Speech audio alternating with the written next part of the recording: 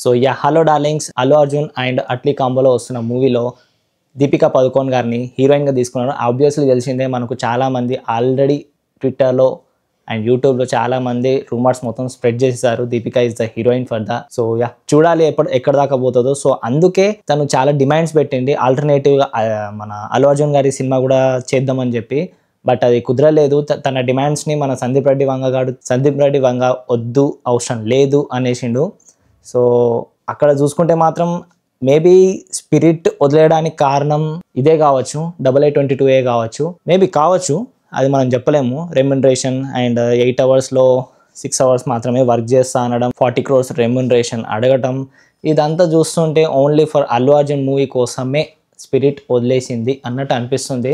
దీపికా పడుకోన్ గారిది promotional content కూడా release చేశారు and that's just mind blowing అనిపించింది. రిలీజ్ చేయడం, ప్రమోషనల్ కంటెంట్ రిలీజ్ చేయడం వరకు ఓకే, బట్ ఆ కంటెంట్లో కూడా ఇంకా వీడియోస్ అటాచ్మెంట్ చేశారు, యానిమేటెడ్ వీడియోస్ కూడా అటాచ్ చేశారు. అది మాత్రం చాలా చాలా బాగుంది అండ్ ఎగ్జైట్మెంట్ని ఇంకా 2x పెంచేసింది. అది మాత్రం చాలా నచ్చింది. చూస్తుంటే చాలా వారియర్ లాగా గుర్రం మీద సవారీ చేస్తూ అదైతే మస్తు అనిపించింది. అసలు దానికోసం అయితే చాలా ఎగ్జైటింగ్గా ఫీల్ అవుతున్నా నేను. ఇప్పట్లో రిలీజ్ కాదు, అది మేబీ 2027 దాకా పోవచ్చు, చెప్పలేము అది. And yeah next actually Trivikram గారు అల్లు అర్జున్ గారితో చేయాల్సింది, బట్ చేయలేదు. బికాజ్ చాలా టైం పడుతుంది త్రివిక్రమ్ గారు అల్లు అర్జున్ గారితో చేయాలంటే. సో అందుకే దానికన్నా ముందు విక్టరీ వెంకటేష్ గారితో ఆల్రెడీ మూవీ పెట్టుకున్నారు. సో అది పక్కా నెక్స్ట్ ఇయర్ 2026 సంక్రాంతి వరకు రిలీజ్ అయిపోతుంది. షూట్ నెక్స్ట్ మంత్ జూలై నుంచి స్టార్ట్ చేస్తున్నారు. దెన్ రవితేజ గారిది RT-76 అని చెప్పి పోస్టర్ రిలీజ్ చేశారు. Not a first look, just poster release చేశారు. RT-76 షూట్ బిగిన్స్ అని చెప్పి దిస్ జూన్ నుంచి. సో చూడాలి. అది చూస్తుంటే మాత్రం చాలా రిచ్ క్యారెక్టర్ ఉన్నట్టుంది, but full on commercial entertainment అని అంటున్నారు. ఎంతవరకు నడుస్తుందో ఈ కమర్షియల్ ఎంటర్టైన్మెంట్ అనేది అర్థం అవ్వట్లేదు. బికాజ్ రవితేజ గారిది ఇప్పటికే చాలా కమర్షియల్ ఎంటర్టైన్మెంట్ మూవీస్ ఉన్నాయి, అది మన వల్ల కాదు చూడటం. ఇంకా హోప్స్ పెట్టుకోలేను. బికాజ్ ఇప్పటికే చాలా వచ్చేసినాయి కాబట్టి మనకు ఆ ఆతృత వస్తలేదు. అరే రవితేజ గారి మూవీ వస్తుందంటే, మాస్ మహారాజా మూవీ వస్తుందంటే ఆ ఊపు ఉంటుంది అనేది వస్తలేదు. సో అది పోవాలంటే వాళ్ళు ఏదో ఒకటి చెయ్యాలి, చేస్తేనే మనం ఏదో ఒకటి చేయగలుగుతాం. మనం కూడా చూడాలనే ఇంట్రెస్ట్ పెరుగుతుంది మనకు కూడా. సో అప్పటిదాకా మనం ఏం చేయలేం. సో చూద్దాం, ఇంకా టైం ఉంది. అది కూడా నెక్స్ట్ 2026 సంక్రాంతి వరకు తీసుకొద్దామని చూస్తున్నారు. సో చూడాలి.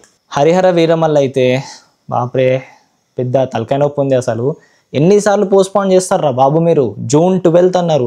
ఈవెన్ దో ఇఫ్ మీరు హైదరాబాద్లో తీసుకుంటే అన్ని మన మెట్రో పిల్లర్స్కి అన్నిటికీ కూడా పోస్టర్స్ వేసేసారు ఆల్రెడీ June 12th అని చెప్పి. బట్ ఎక్కడ కూడా అసలు వాళ్ళు ఇంకా ట్రైలర్ కట్ కూడా చేయలేదంట. ఇంకేం చేస్తున్నారు బాబు మీరు? ట్రైలర్ కట్ చేయలేదు, VFX వర్క్ బాగాలేదు, రీప్యాచింగ్ అంతా చేస్తున్నారంట. ఇంకా చేయనప్పుడు ఇంకెందుకు హడావిడి ఎందుకు చేస్తున్నారు, హంగామా ఎందుకు చేస్తున్నారు, ఎవరు చూస్తారని చెప్పి చేస్తున్నారో నాకైతే అర్థమవుతలేదు. పక్కా ఇప్పట్లో అయితే రిలీజ్ కాదు, జూలైలో రిలీజ్ అవుతుంది అని అంటున్నారు. కింగ్డమ్ కూడా ఇప్పుడు రిలీజ్ చేయొద్దు అని చెప్పి, బికాజ్ అనిరుద్ధ్ గారు మ్యూజిక్ ఇవ్వలేదు, ఇంకా కాన్సర్ట్తోని బిజీ ఉన్నాడు. సో ఇంకా మ్యూజిక్ ఇంకా ఫినిష్ కాలేదంట.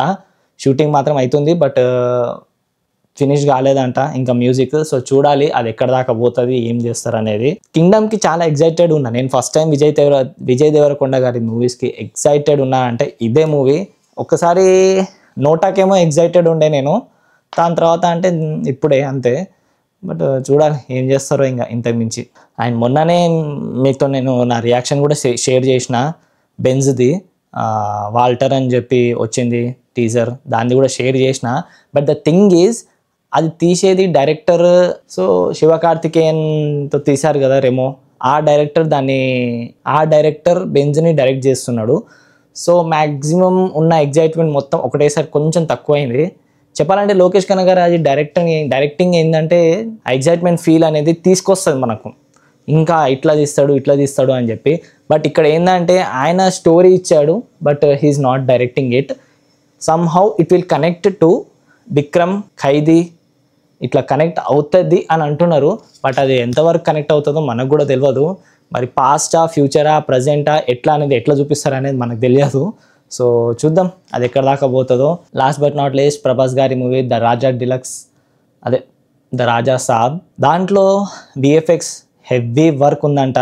సో December 5th వరకు కంప్లీట్ అవుతుందా లేదా అంటే మాత్రం అవుతుంది. బట్ చాలా అంటే చాలా లైక్ హాలీవుడ్ రేంజ్లో విఎఫ్ఎక్స్ ఉంది అని అంటున్నారు.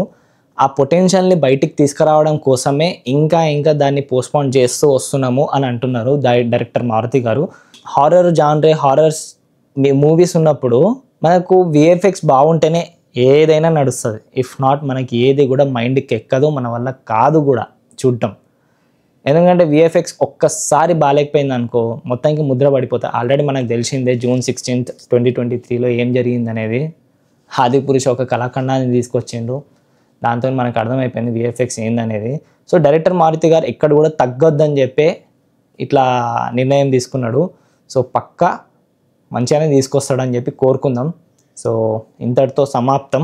So by darlings.